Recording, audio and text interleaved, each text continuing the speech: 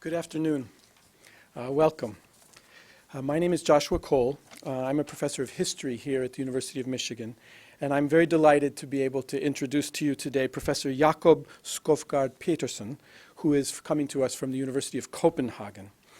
Now, Professor Skovgaard Petersen is going to be giving a lecture tomorrow, too. And before I introduce him, I just wanted to draw attention to the flyer. Tomorrow at 4 p.m. in this same room, he will be giving a talk sponsored by the Middle Eastern and North African Studies Center here called Assessing al-Qaradawi.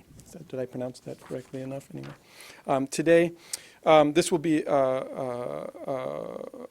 part of Simanis's continuing series on Middle Eastern and North African studies. So that's tomorrow at 4 p.m. Professor Skovgaard Petersen is a specialist in the history of modern Islam. He wanted me to draw attention to the fact that he's not, in fact, a specialist in modern Europe. He is, however, a European citizen and one who has been concerned in his research with the emergence of what we might call a modern Muslim public sphere, both in the Arab states of the Middle East and North Africa, but as well among the population of Muslims in Europe. And you don't need me to tell you that these interests place Professor Skovgaard Petersen's work smack in the middle of some of the most contentious contemporary debates in Europe today.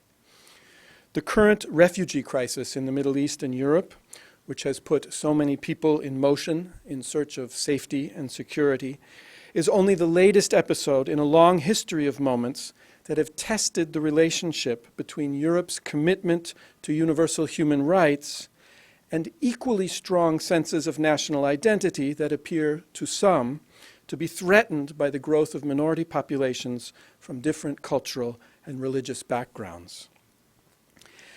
Part of the complexity of debates about Islam in Europe today comes from the fact that these debates are simultaneously local and transnational.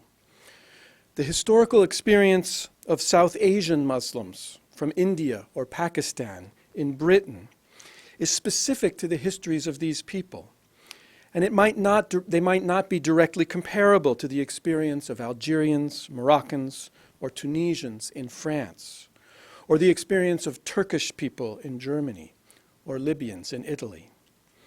In spite of the many different histories that produced these populations in Europe, one can discern certain patterns in the way that political debate about migrant populations and national identity have developed.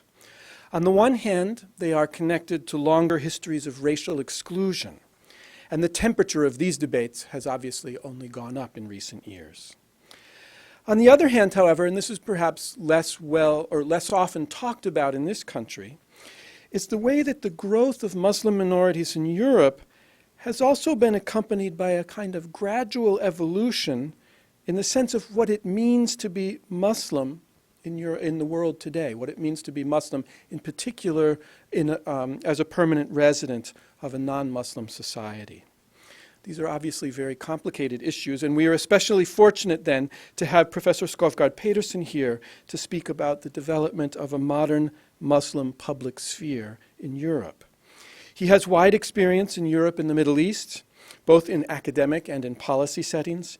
He has worked as a consultant for the Danish government as it worked on its Arab initiative under the Foreign Ministry between 2003 and 2007.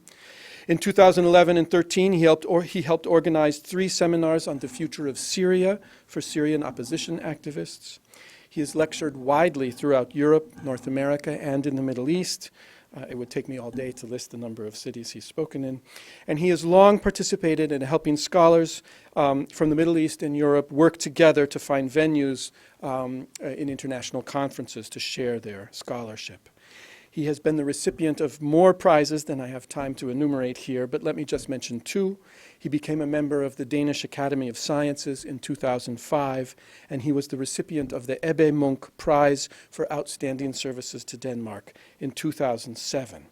His talk today is entitled The Satellite Mosque in Europe, Arab Preachers on TV and the Internet.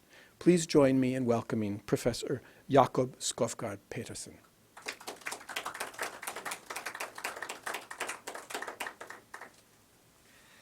Thank you so much for that introduction. I will not speak so much about the internet, but we can take that up. I have mainly been researching on television, and one of the reasons I've been doing that is that it has been so understudied. The way we are trained in Arabic studies is very text-based, and it has taken quite an effort to move from text to radio and television, and few of us have done that.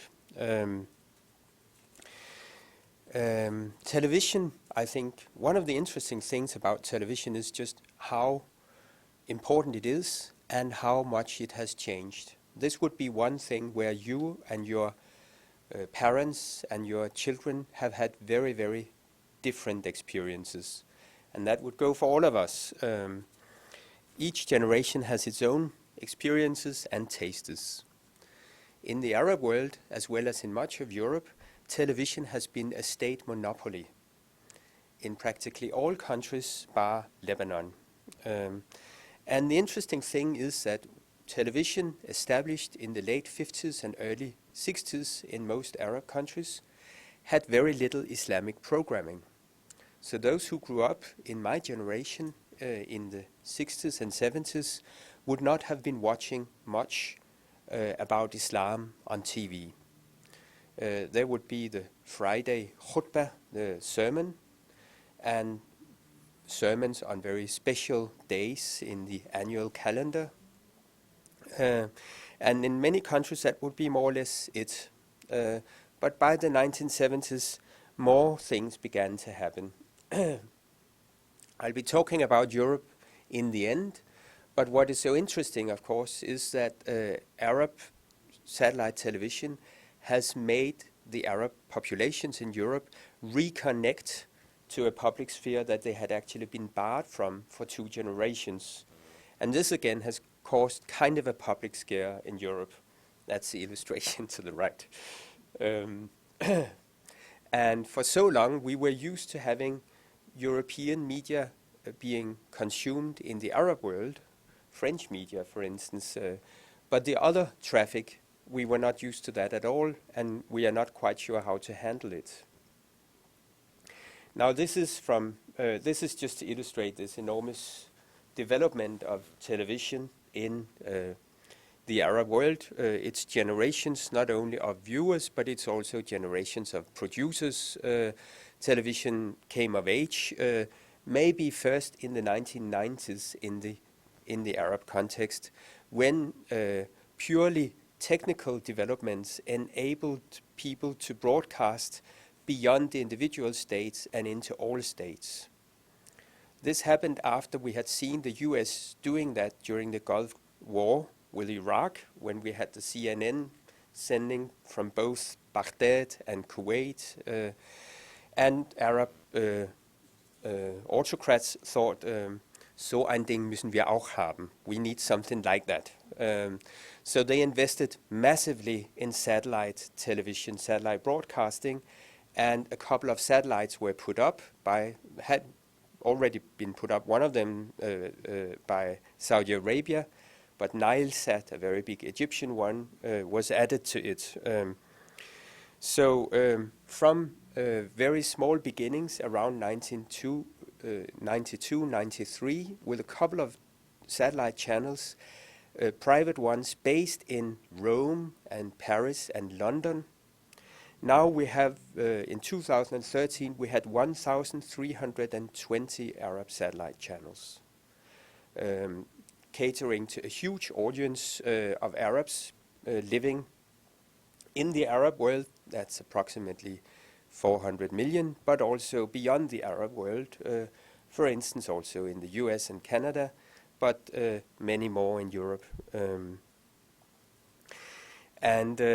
This has, of course, been studied from the late 1990s, a book by John Alterman, another one by Mark Lynch, both in Washington, took up this interest in what does this new kind of cultural pan-Arabism mean.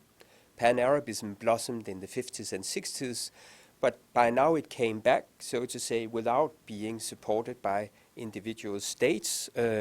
They were actually losing control because they could only send up their own state channels, but who wanted to watch the Moroccan king meeting ambassadors for the first 5 minutes of the news and so on? Nobody. So they had to change their broadcasting, but they never succeeded in making as popular broadcasting as the new private companies. So within the last 20 years, we've seen very powerful Arab companies, some of them owned by what we must call media moguls, rise in the Arab world, and this has not been much studied. But some of the interest, of course, is what would this mean to Arab politics? Would it mean to Arab culture, even language? There are many dialects in the Arab world, but now you would have to dress them in a modern standard Arabic that many people began to understand. And Syrian dialect in particular became a kind of lingua franca in Arab drama, where normally it had been Egypt which had been the main producer. But for our purposes, another interesting fact was that it would somehow reintegrate the Arab diaspora in Europe. And they would be phoning and taking part in programs, sitting far away from the local mukhabarat, the local secret police, so they could say what they wanted on TV.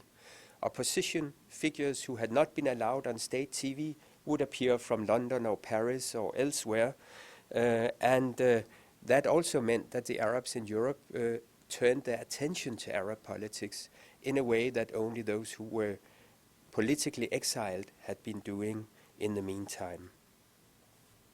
In media studies, we've been interested in the media ethnography of the producers, who are they, and the viewers, who are they, and the owners, the capital, and only lately, we've taken an interest in the really big audiences, that is the game shows, the music shows, the reality shows, and so on, which the Arabs have, and most people are actually watching.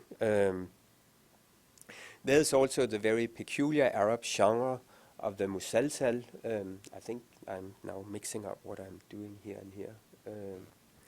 Another interesting fact is, of course, that with the rise of private broadcasting, the media geography changed. Most of the owners, the really big owners, the moguls, they live in the Gulf because they have the money and have in several places, like in Amman and Cairo and Dubai, they have established media cities where you can where they lure in channels with tax exemptions and staffing and education and many other things. I'm mixing my script and my paper up. To move on.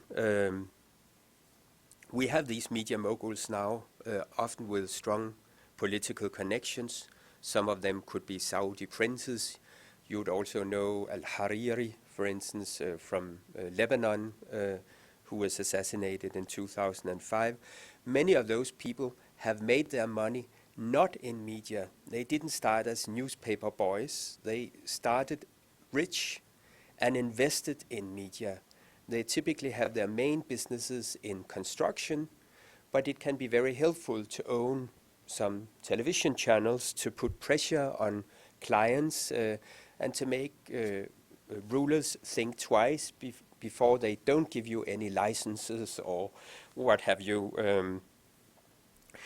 They have been pressuring for liberalization, but they have remained loyal to the Saudi king, the Qatar, the Abu Dhabi, wherever they are, or Cairo. And when the revolutions happened, they mainly went with them.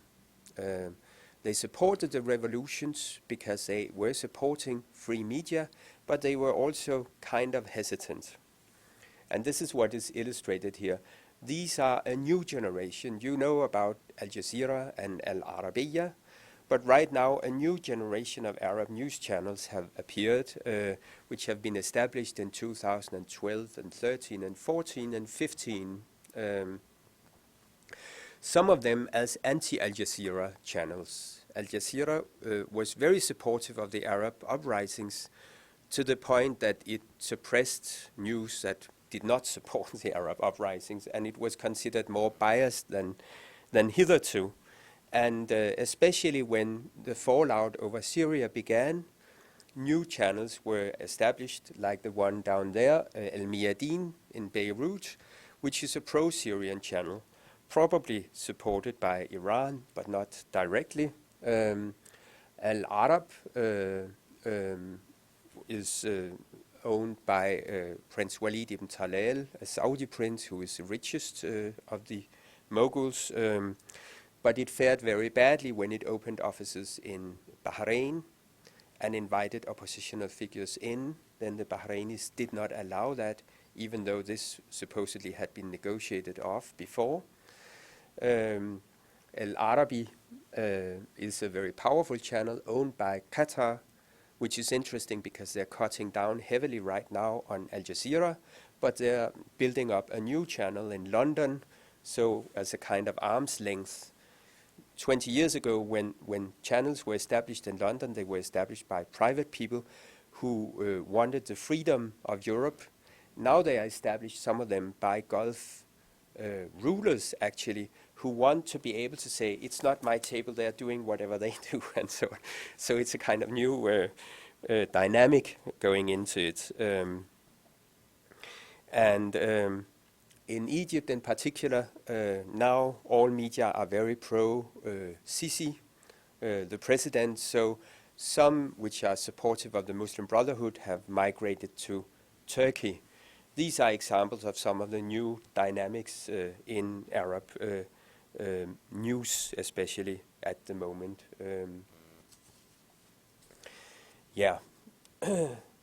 This is my view from my office in Cairo, where I used to work in Al Ahram, a newspaper, and we could see why not that many people were buying Al Ahram anymore. Everybody has got a satellite dish, and it looks like that all over the Arab world, as it does indeed in immigrant ghettos in Europe.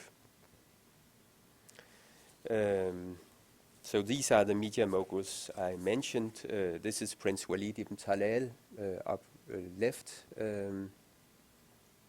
and this is the owner of the LBC, a Lebanese channel which has gone pan-Arab in the other photo. Islam now features much more prominently than it did during the time of state TV. Some of the reasons, I guess, is world events. Islam does feature much more prominently in the world of politics, than it did in the 1960s and 70s. It's also very attractive to satellite channels because Islam is present from Morocco to Iraq and indeed to the diaspora. Many local issues have become difficult to cover because too many people will not be interested, or you have local conflict which, like, say, between Algeria and Morocco, which would be covered one way by Algerian media and another way by Moroccan media. What did pan-Arab media do? They often liked, Al Jazeera very much liked when it was Arabs against Iranians or Israelis or the West, but intra-Arab conflict was a little bit more difficult to handle. Islam features, of course, in a lot of intra-Arab conflict, but the interest is there no matter where you live. And Islam, of course, is not just about politics, it's about behavior, it's about relations, it's about death and life and religious sentiments and ethics and so many other things, so it features in all types of programming. So by now we have approximately 130 television channels with an Islamic name doing what they call Islamic broadcasting. That's about 10% of the broadcasters. But of course in many of the other channels there would be Islamic programming as well. There are no moguls owning just Islamic channels, but there are many moguls who have a couple of them in their collection of maybe 30, 40, 50 channels. But also here, in a way, there are already generations. I hope this is what I'm having here.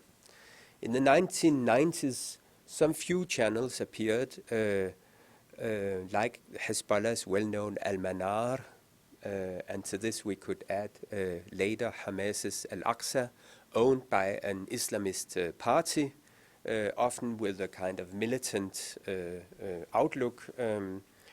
But in 1998, another channel appeared, which is still very influential, called Iqra. Iqra is the first word in the Quran, read. And it's Saudi-owned, and it's part of a bigger chain of channels owned by Salah Kamel, who is one of the major moguls, television moguls.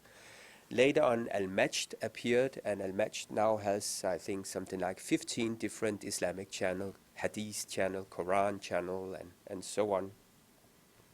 So these are Saudi-owned and based in Saudi Arabia, but there are differences between them.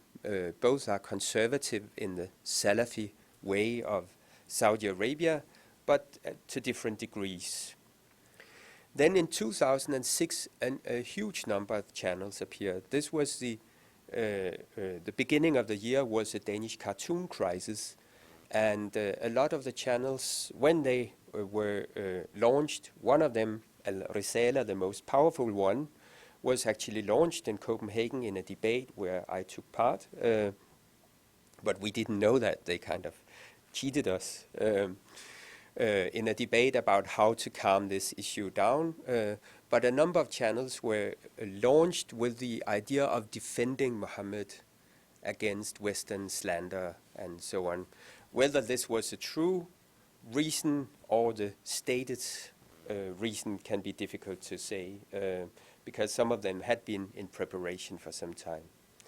And then by 2007, we saw a number of channels appear which were very conservative, appearing in Egypt. Also Salafi channels like in Saudi Arabia, but definitely more conservative than Iqra and Al-Majd. And they were almost, they were very scornful of that earlier generation of Islamic channeling. All these have been and are continually being watched in Europe. The big channels like Iqra and Al-Majd, they want to cater to the whole family. They want it to be family friendly and reassure Muslim believing families that nothing will come up here which is sinful and so on. But this means that they've had to invent Islamic programming for children, Islamic programming for housewives and other things so that people will simply stay on the channel. In the Middle East, contrary to Europe, people tend to watch television all the time, have it running in the sitting room or in the kitchen.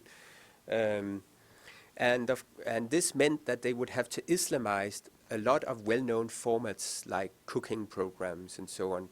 What did the Prophet like, or what do we know about health and Islam and so on. They would often have to add something to make it Islamic. Many other channels would also do that to a degree during Ramadan, which is, television speaking, a very, very interesting month where television watching is at its highest. In most countries, people, after fasting all day, they sit and wait to hear when they can begin to eat at the iftar. And of course, the commercial slots around that time are by far the most expensive in the year. And in Ramadan, they launch a lot of serials, both for kids, but mainly for grown-ups, which they've been preparing for a whole year. So there's a very peculiar production cycle for these Ramadan serials, which run in 30 episodes. And everybody's discussing which one are you watching this year, because Egypt produces around 50. Syria, before the civil war, also produced around 50 of these serials to cater to all these many, many new channels which have appeared. But these are, of course, major investments that you have to make. And this is something which has interested me and a couple of my PhD students, this particular genre of Arab TV. The guy to the right down there is extremely popular. He has had programs. This is his 8th season, and he's a da'i, which means he's a missionary for Islam. But as you can see, he's kind of a hipster da'i. There are many types of da'i, of Muslim missionaries. And some of them are trying to reach out to audiences, much bigger audiences, so they would not be on specifically Islamic channels, but on others. He is on MBC, which is the most powerful entertainment channel in the Arab world, but it also has to change its programming during Ramadan and introduce many more religious channels. And here are some of the other new stars. The one to the left, I'll speak about him tomorrow. This is Yusuf al-Qaradawi, whom you probably know, probably the most well-known Muslim sheikh, Sunni Muslim sheikh in the world today, highly controversial. But you might also perhaps know the one in the middle, on top, Ammar Khalid, who is in Iqra, or he's been on many of the channels, but he was discovered by Iqra. They're both Egyptian by birth, and Ammar Khalid had a career in banking, but was discovered as a speaker, as a da'i, because he was doing it in a local mosque, and he is very telegenic and has had huge success with youth and women. That goes for the one down to the right as well, Tariq Suwaidan, who is a kind of Muslim brother figure from Kuwait. He was the one who launched that channel in Copenhagen. But the man down there to the left with the long beard, he is a Salafi. They typically have this long, untrimmed beard. His name is Mohammed Hassan. He's also Egyptian, and he has a huge audience also in Europe with a very, very conservative Salafi message. So all of these people have become stars, and the channels themselves, even the Salafi channels, name them stars, Nujum. Although to some, of course, this is maybe in a way incorrect, Islamically speaking, that you raise humans to this level. But stardom is around. Often we speak about the fragmentation of authority with all these channels, but it also consolidates and creates new authorities, ways that we didn't really see before. The family channels are trying all these different Islamic solutions. How do you make women's programs and children's programs? Iqra had a very big beauty pageant, the most beautiful Muslim girl, and they would all be wearing the hijab and talking about how they sacrificed their studies to tend to their old parents or something like that. And in the end, the audience all over the Arab world could vote for who was the most beautiful, because beauty was not just in the looks, this being Islamic, it would be much more in the heart and the spirit. So they are, in this way, they are dabbling with classical television formats and making Islamic solutions or varieties of them. But they are also using classical Islamic formats, such as a sermon, and finding new ways of making that more interesting on TV than the classical one where you just put a camera in front of a man speaking. Or the fatwa, I'm sure you all know this word when people ask for an opinion of religion to someone. All these channels have fatwa programs where people phone in or send emails, and then a sheikh will answer what is the position of Islam on this and that. This is a Ramadan special, but I think I mentioned much of this already. So I'll move on. Sorry for looking for Islam in these musalsalat. There can be Islamic elements in dramas. You can have sheikhs, for instance. You can have rituals and many other things. to many, many Muslims, young Muslims also in Europe, this would be the way to learn how to behave, for instance, towards elderly people and so on. This is some of the things we've all copied, like my kids 20 years ago were watching Friends to see how it would be to grow up and have friendships and so on. This is what is on offer in these musalsalat. It's comportment, it's way of living and so on. But they are also educational in the sense that they are treating Islamic history, Arab history, and hagiography. They are treating real Islamic history, but this is controversial. For instance, the history of the prophets.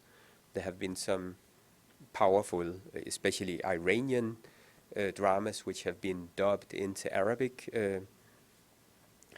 And in Egypt, they have been experimenting with the so-called clean drama, which means that, the kind of dogma films we have in Denmark, they are not allowed to show a man and a woman together in a room if they are not married. A woman should wear the hijab and so on.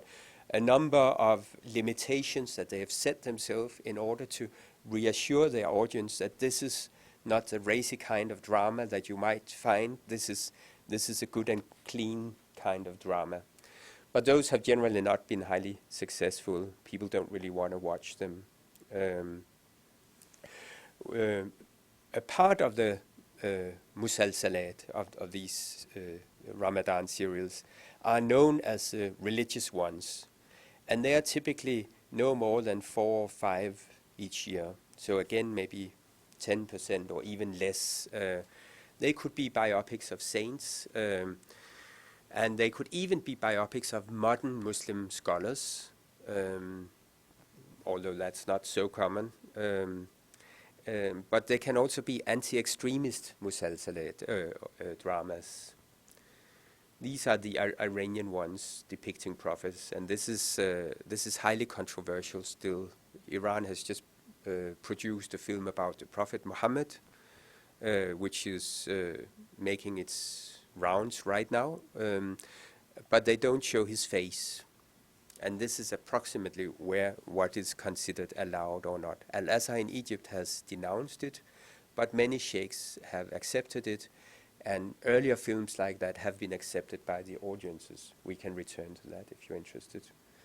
Historical dramas are expensive to make, and they are typically now investment objects of Gulf states, like the very big drama about Omar in 2012.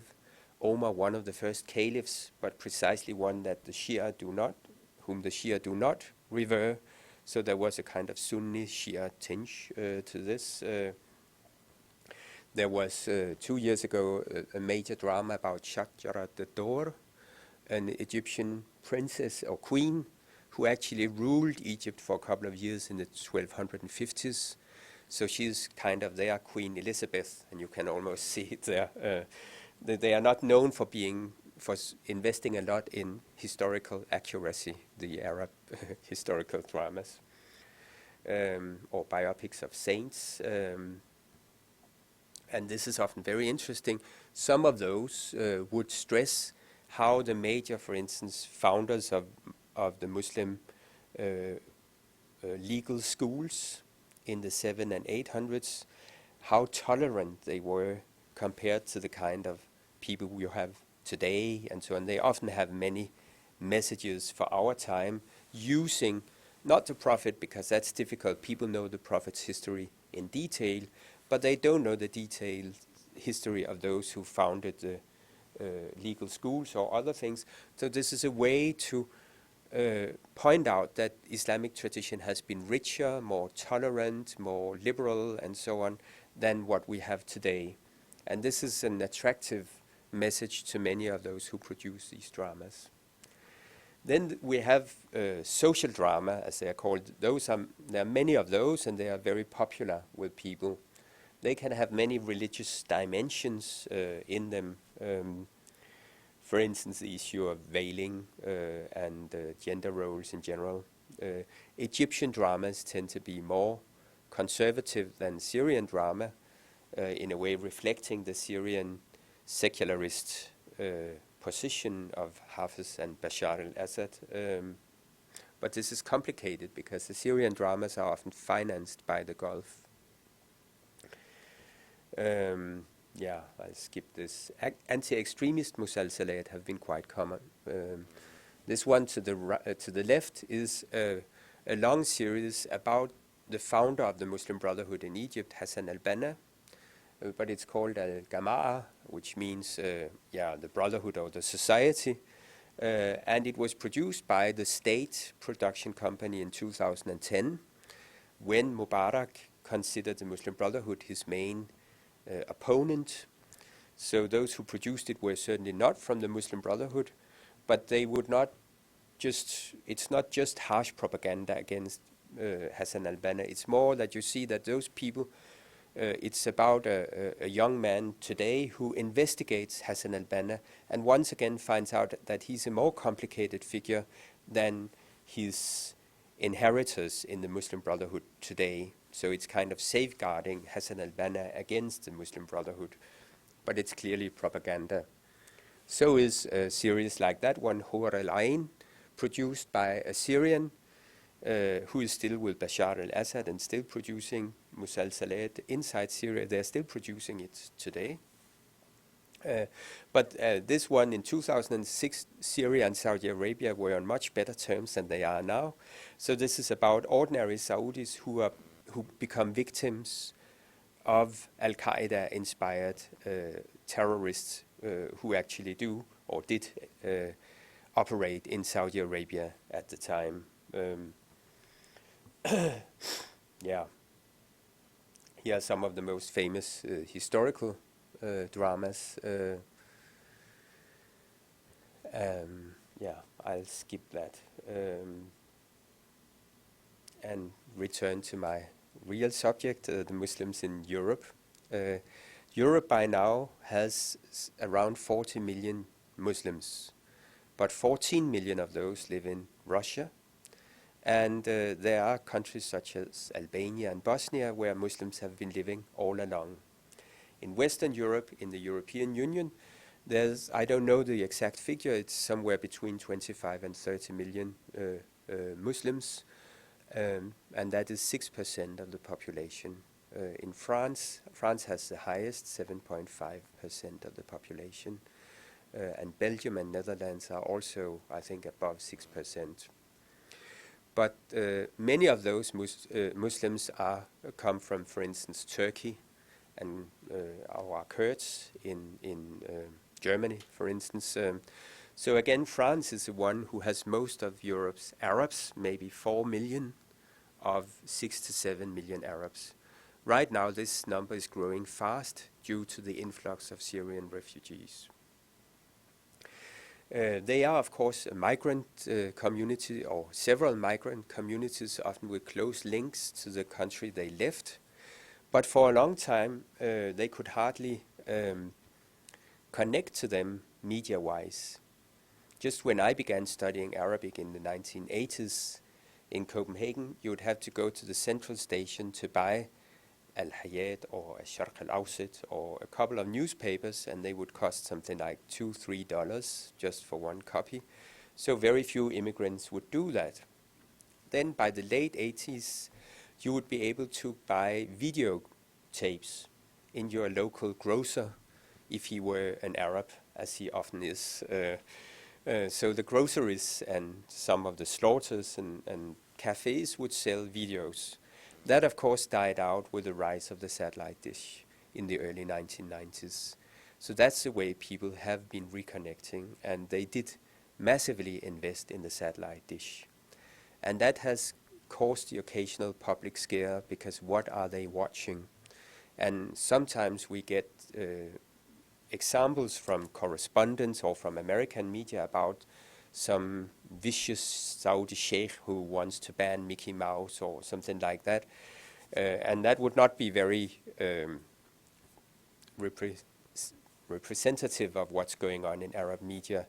Actually, the satellite revolution has made for much better Arab media in terms of news coverage, in terms of debates, and in terms of the production of these dramas and so on. But it's so big that, of course, there are oddballs on Arab media, and you can see them debating sometimes. So what the public would hear about this is often the very worst, just like Arabs often hear the very worst about what's going on in Europe, that it's all sinful or it's all like Amsterdam or something like that. In some of the public spheres, also in Denmark, politicians have actually demanded that we should try to ban some of these channels. And Hezbollah's channel, Al-Manar, has been banned on occasion. Not many people are studying what Arabs are making of satellite broadcasting, but it seems clear that many immigrants want their kids to watch Arab TV in order for them to get the language and try to make it remain a family thing that you watch together. And they are interested in religious programming for its edifying dimensions. And especially to those who have migrated, this is their imagined community. They do feel a strong belonging to Morocco or Tunisia or wherever they came from. Especially in Ramadan, this all works out in a sense. People are watching it. It's part of their ritual that they are watching some of these dramas, and I can speak to students about which dramas are on this year and so on. But they cannot watch much religious channels without discovering that there are huge differences, that there are lots of polemics, and that the preachers don't like each other. And right now that the Sunnis and the Shia are in harsh polemics and so on.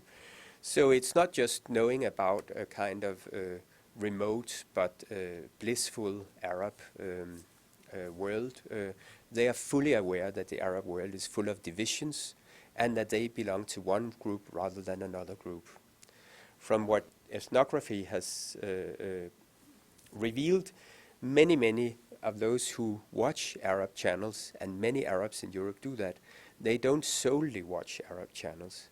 Maybe some people from the elder generation who never learned the new language will stick to the Arab channels, but most others will also be watching news in the language of Denmark or Sweden or Holland or wherever they are.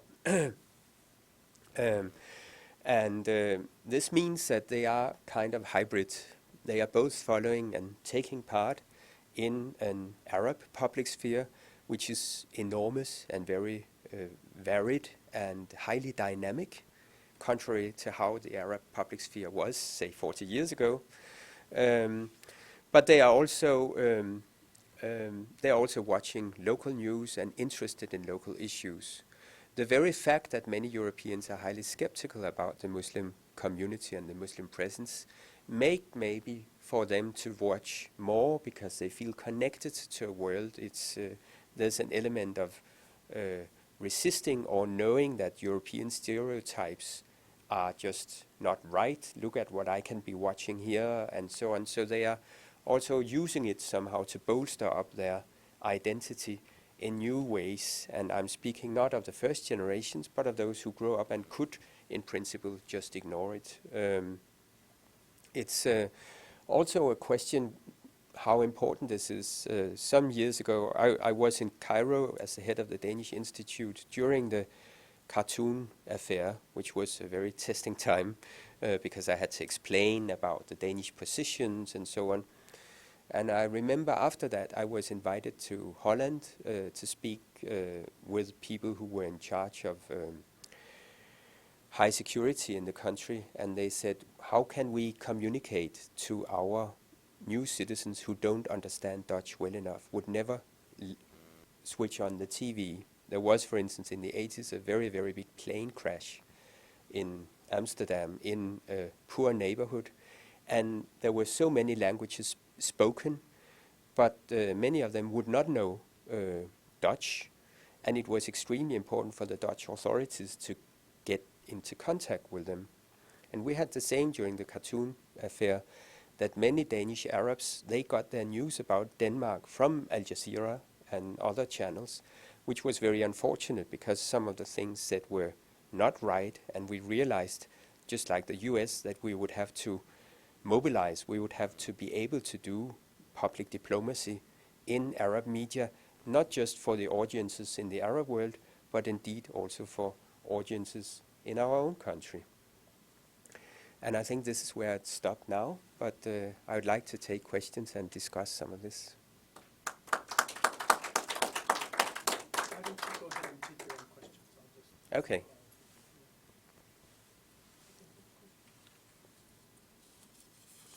Well, thank you. You mentioned towards the end that in Europe there were either they have or occasionally they block the Hezbollah channel.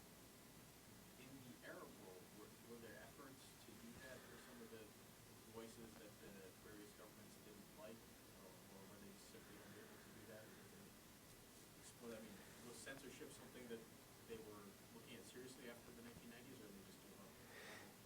On a related note, the channels that you mentioned all seem to either be kind of affiliated with oligarchs who are, I guess, part of the haves or the incumbent powers in the country that have the relationships with the government.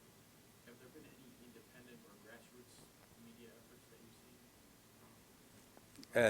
Yes, yes. As you said, the Arab world has a long tradition of blocking programs and broadcasting. They didn't want radio programs and television programs. But by the 1990s, this became so difficult for them.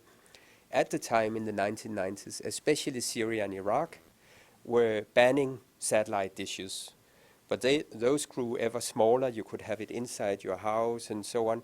So in the end, they had to give up on this and accept that their population would now be able to watch a lot of stuff that they would never have allowed them to watch before. And the new game would be how to influence this. Of course, they've all been threatening Al Jazeera, as you know, and so on. But they've also begun to develop better broadcasting themselves to make it attractive to their own population. They allowed private investors in their own country, whom they could still control to a significant degree. Egypt, in particular, with its very big population, has a number of powerful media owners who are nevertheless pretty loyalists. They went with the revolution, but when Sisi came, they immediately went with him as well, and so on. There's also been attempts at banning channels from the satellites, but the channels can then buy a slot on another satellite. Again, Egypt has tried to do that with a number of channels, but they've not really been able to erase those channels entirely. But they can certainly raise their costs. And Islamists these days, they have a hard time. They have channels in Turkey, they have an old channel in London and so on, but they are struggling how to find places. Al Jazeera could maybe partly still be considered Islamist leaning, but less so than it was some time ago. As for people of little means, yes, establishing a satellite channel, I'm not an expert at all, but the costs have fallen a lot. So we saw after the Egyptian revolution that a number of movements without much money, they could actually do that. But what they do now, of course, is that they establish channels on the internet. They don't need the whole satellite. And there we see a lot of things going on among ordinary people. Also, you don't need the licensing, which still you might need in theory. The problem, of course, for the Arab states is that there are so many of them, so you would get a license somewhere else if you don't get a license in your own country. Yeah. I want to ask a question about the ways in which what you call a Muslim public sphere might be overlapping with other kinds of public spheres that are not necessarily religious. You mentioned some of the changes that have occurred in language in different parts of the Middle East and North Africa and Europe as a result of new programming from the Gulf. And my experience, for example, of this transition in France's relationship to Algeria is that people of a certain generation continued to speak French long after independence, and they continued to receive French television for a long time. But at precisely the same chronology that you described, with the advent of new kinds of cable and satellite programming from the Gulf, this began to change, and younger generations of people are no longer, in fact, learning French with the same frequency because they're not watching French television in the same way anymore. But it's not always religious programming. In some ways, it's sports. It's the sort of the equivalent of ESPN coming from Dubai, which is about a kind of and it's in Arabic. So that's not exactly a Muslim public sphere, it's a kind of an Arabic public sphere. And I wondered if you've thought a little bit about the ways in which these competing visions of a public sphere might overlap with one another and intersect in interesting ways. Yeah, that's a good point, and I should have been a bit more clear on that. The Arab television is largely non-religious. Yeah. As I said, channels, it's about 10%, even the dramas, it's about 10%. The most important programs, most watched programs are like Arab Idol and so on. So this is what a lot of people are interested in. But like the rest of us, they do watch more than one genre. And religious programming is of some significance, and there's a lot being invested into it, also because you want to, it's also the battle for hearts and minds, as George Bush said. And actually, this Arab public sphere of satellite television, it also has foreign states as investors. The US has Al Hurra, a channel. The UK has BBC Arabic. France has France 24. Russia, Israel, Iran, even China have invested in Arab satellite channels, and Iran, a number of channels, because this is a huge audience, and this is the only way they can see that they can try to influence a mass audience. And in this, they've not been so successful. All the major channels are Arab-owned, and many of them are not state-owned, but they're owned by people who are loyalists to one state or another. So this is the Arab public sphere, and Islam is a smaller part of that than probably many people in the West would think, but it's not an insignificant part of it. And the interesting thing is that Islamic programming and Islam as a subject has definitely grown from the time of the 50s and 60s, because it's much more on people's mind. Also, the Arab world has been through what they call the awakening, a Sahwa al-Islamiyya, from the 70s onwards. Also, the Christian Arabs, a bit like in Israel and so on, that religion plays a much more prominent role in society and public debate than it used to do. And they are struggling now with finding formats that have appeal. But they are succeeding. There are lots of people who are watching this. These people I showed you before, these stars, they are well-known names to anybody. You don't have to watch them. You could hardly avoid them. Some of them you also know about their marriages and so on. They've come up in that sort of category of public figures. You know their faces when you see them and so on. So that's part of what Arabs are interested in, and it's definitely also a significant part of what European Arabs are interested in. Yes? Well, I'm concerned with the way Muslim broadcasts in the media are different when they are originated in the relatively non-censored European environment from the way they are in nations, particularly in the Middle East. I know that in the United States, Muslims who are in a minority in society do feel more of a sense of community with each other, Sunni and Shia, than they do in the Middle East, where they're hostile and violent with respect to each other. But in Europe, which has been exposed recently to many more people who've come from those conflict situations, do you think that there would be a little more of this friction, at least, So I'd be interested to know how, with broadcasts that originate in Europe as opposed to the Middle East, how the issues of the Sunni-Shia clash, Sharia law, and theocracy in general are dealt with. It's a huge question. Well, you're right that the Sunni-Shia divide now features much more prominently than in any time. It has had its ups and downs also in modern history, but since the invasion of Iraq in 2003, we've begun to see much more of that, and it has exploded with the situation in Syria right now. And we in Europe are very concerned about this subject. Sometimes we've had fighting in streets or in refugee centers and so on. Christians also, Arab Christians, feel less welcome and so on.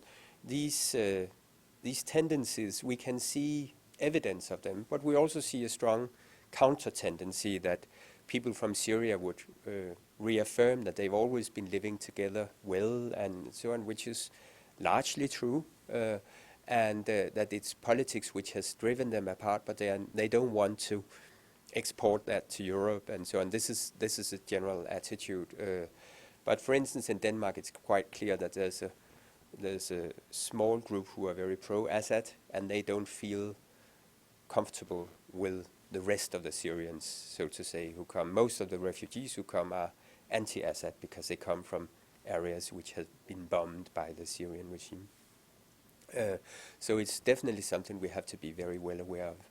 The channels beaming out of Europe, and this is just a small group of them, because many of them moved back around 2000 because it's expensive, and so to cut costs, and because they were lured into these new media cities, especially in Cairo and Dubai, they moved.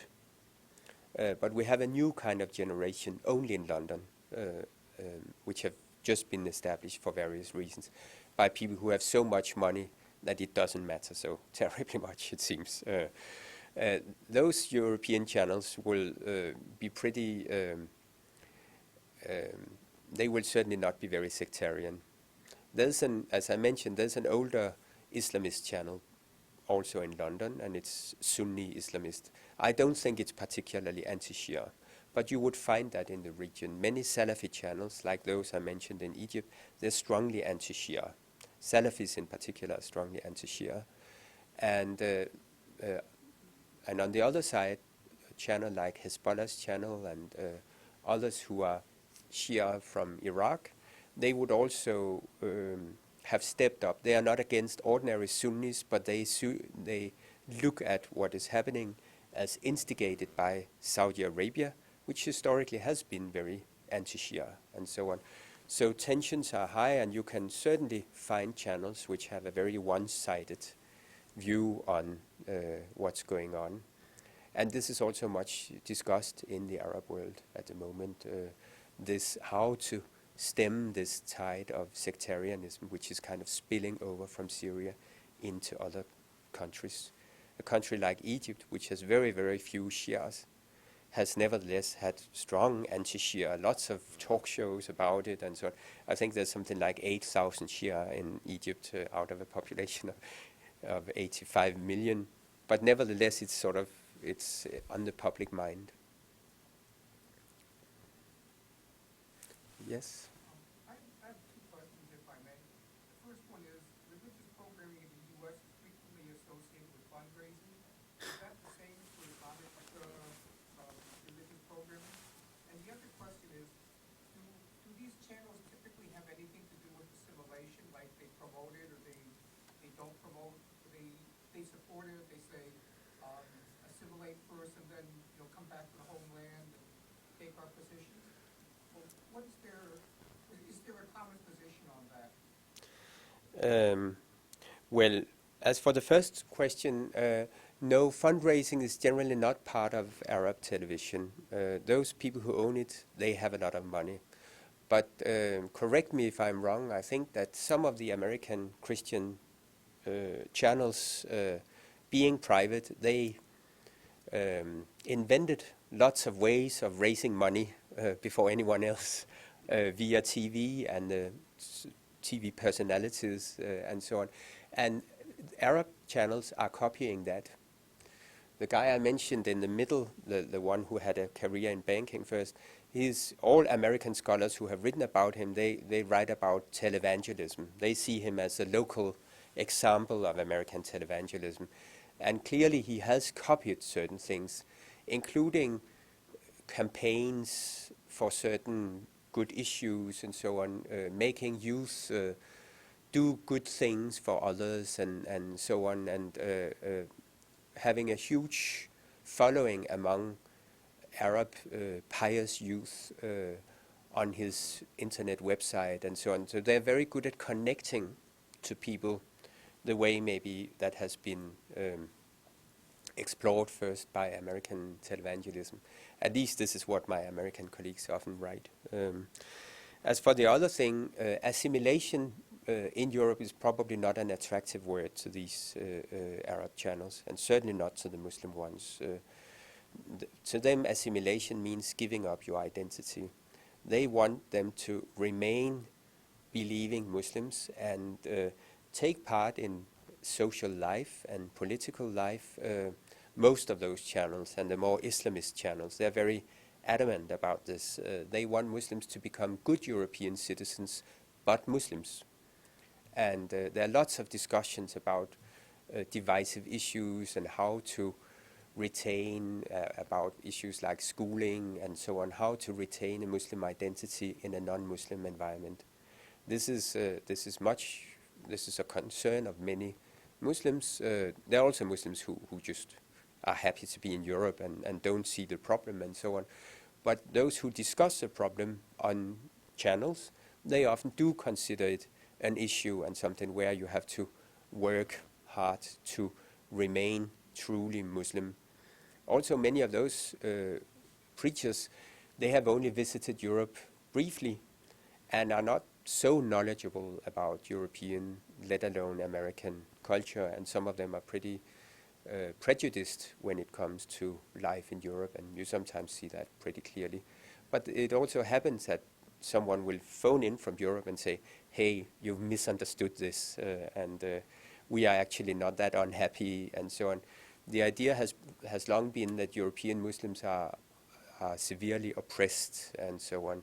That was very much part of the cartoon crisis, that this was a country, Denmark, which was very oppressive, and look at what they've now been doing and what they are forcing Muslims to do, and so on.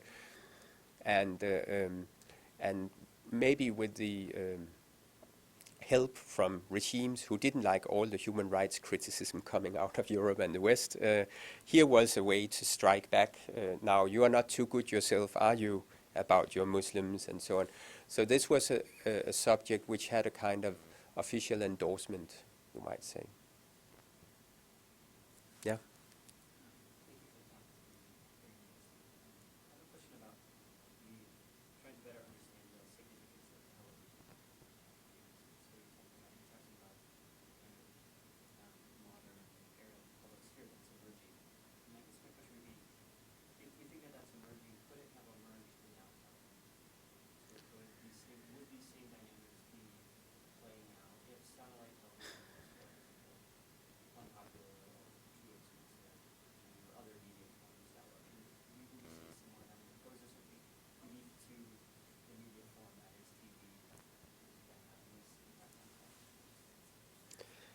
Well, that's a tough question.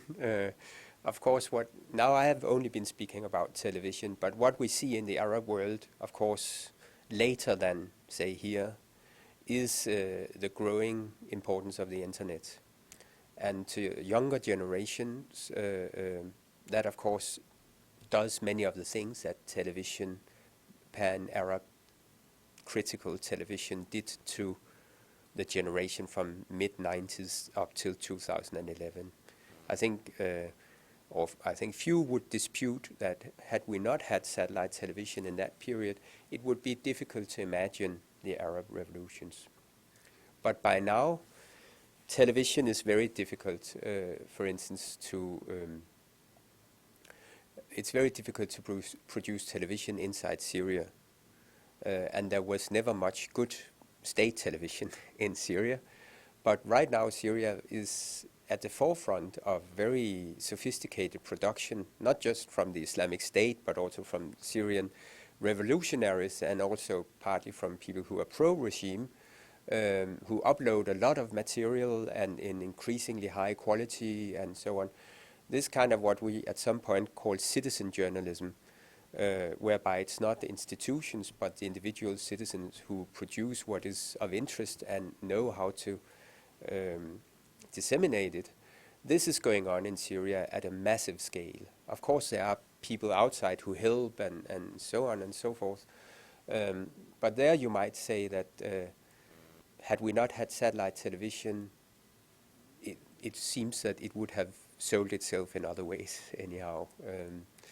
But in my experience, having come to the Middle East in the beginning of the 1980s, when, for instance, I remember I was a student in Cairo when the Achille Lauro affair happened. Some of you may recall a hijacking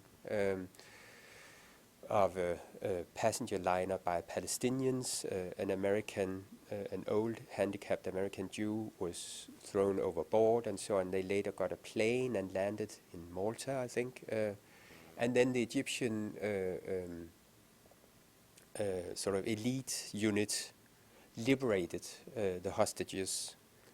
Only 70 of them were killed in the process or something like that. But this piece of information was not available in Cairo. You couldn't read it in any newspapers. Suddenly you had Mubarak on TV explaining things which were just weird about where the bullets had been flying and so on. You could not buy Newsweek, you could not buy anything suddenly. And that kind of blackout, that would be inconceivable after the mid-1990s. Some countries sometimes tried, but they couldn't do that. And that meant a lot. They would have to take into account that they could not discipline their citizenry the way or their subjects, as it were, the way they had been doing. And I think this is still of immense importance. Maybe one follow-up on that. Yeah. Because the difference between the internet and the TV is instructive, because TV can still be dominated by oligarchs, can still be dominated by people with powerful fortunes, but the internet is so decentered. And particularly if you're thinking about the evolution of a sense of what it means to be Muslim in Europe, with the increasing importance of information that's circulating on the internet, doesn't this maybe begin to support the contention that Olivier Bach has said, that there is a kind of individualized global Islam, that is, as Muslims in the diaspora are no longer defining their Muslim identity in terms of a kind of rootedness in family practice or ritual, but now through a kind of a set of interactions with a kind of global marketplace. They can go online, they can read about what it means to be a Muslim from so many different sources, and they pick and choose among it. So that the sense of what it means to be Muslim in Europe as a result of this is decentered, individualized, and in some sense has begun to look more like what has happened to other religions in Europe at the same time. Am I exaggerating your point? No, I think he made a very powerful argument and saw something early on that has proven itself. We just had polls in Denmark by Jyllandsposten, this by now famous newspaper, whereby compared to 10 years ago when the cartoon crisis happened, the Muslims in Denmark feel much more Danes and much less like the countries where they, or rather their parents, came from. But on the other hand, they also feel much more Muslim, because that is also the identity ascribed to them by society around them, no matter whether they like it or not. And you'd often see, people I know because they've been my students or I've been debating or something, they've often said that it's really not up to me. You people are defining me as a Muslim. But then there's a whole array of identities within that, which are competing in this kind of global marketplace, Sufi, Salafi, Ikhwani, and so on. And you'd find that from Indonesia to Morocco, lots of different Muslim identities, and they are all propagating both on television and on the internet. You'd still see, though, I believe, that many of the stars on the internet are the stars from television, because television is still highly powerful and producing a lot of stuff that people are then copying into the internet. And those sheikhs run highly successful websites, which tend to be very big and so on. But of course, there are also people who are dead against them. Contrary perhaps to television, and this is something that interests me, anti-clericalism is much on the rise in the Muslim world. People feel on the internet that they can say whatever they want. This is a problem in any society. But in Muslim societies where television would still treat them really decently and they would polemicize, especially the ulama, the Muslim scholars, they would have a way of, normally, historically, of of behaving also towards people they disagreed with. This is kind of disintegrating also amongst them, especially in the Sunni-Shia divide, or rather maybe in the Sunni-Sunni divide over Syria. But this has led to a lot of anti-clericalism in a way. One would really have to go to very small leftist magazines to see, say, 50 years ago or so. So this is in a way an emancipation, not necessarily only a beneficial one, but this is the way things are moving. You had a question also, didn't you? Okay. Yeah. Just to extend this, you were just talking about anti-clericalism.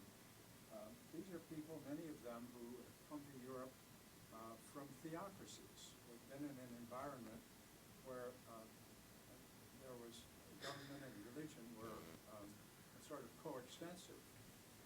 And here they are in this situation where they're feeling anti-clerical, but do they feel free to talk about issues of Sharia law and theocracy?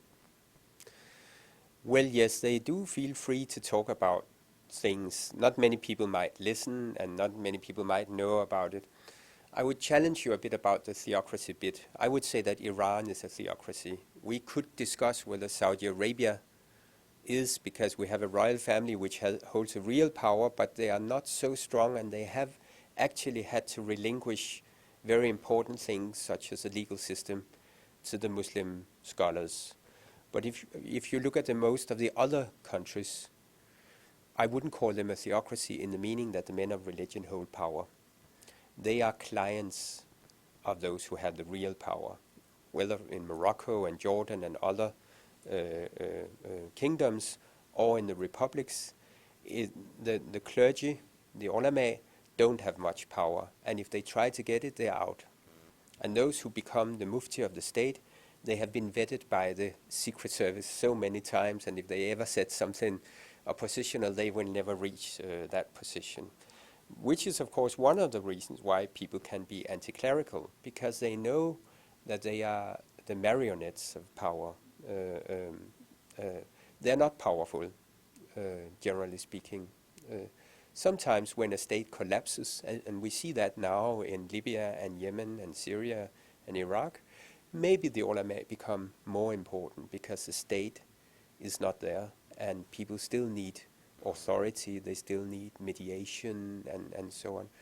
Or sometimes if a state becomes extremely bureaucratized like Egypt, people might also go to a sheikh because he can solve a question in 5 minutes that would take the court 8 years or something like that. You know, these kinds of things. But overall, then it's people who have the power and just delegate it to these men. Overall, they're not very powerful, I would say. And in Europe, we've had the interesting phenomenon that people migrated and they kind of forgot to bring their sheikhs. So they were there, they didn't know much about their religion, they rode back and so on. Certain countries like Morocco in particular and Turkey have had huge programs whereby they send imams to Europe, But if you come from somewhere else, you might not be very happy with a Moroccan imam. You might not even understand him. So communities have tried to invite people up, sometimes with pretty disastrous results. But it has been a major discussion in Europe about when do we get the imams who speak our language as our native language, because the second or at least the third generation, that's what they are expecting. And we are getting that slowly, slowly. But some of those imams would not have very long credentials. And if they do, they'll be offered grants to places like the university in Medina, which is a pretty hardcore Salafi university, or other places. So the Saudis are sometimes able to reproduce their kind of Islam in a foreign setting. But then again, lots of people will not attend his mosque then, because they are unhappy with the kind of thing that he is speaking and so on. They do, like Americans, they do have, the will and the sense of freedom to just ignore them and so on. And this happens a lot. Not that many people attend mosque in a place like Denmark, which is maybe why these television programs are even more important. If anybody has any more questions, we can continue on this side. Thank you very much. Thank you.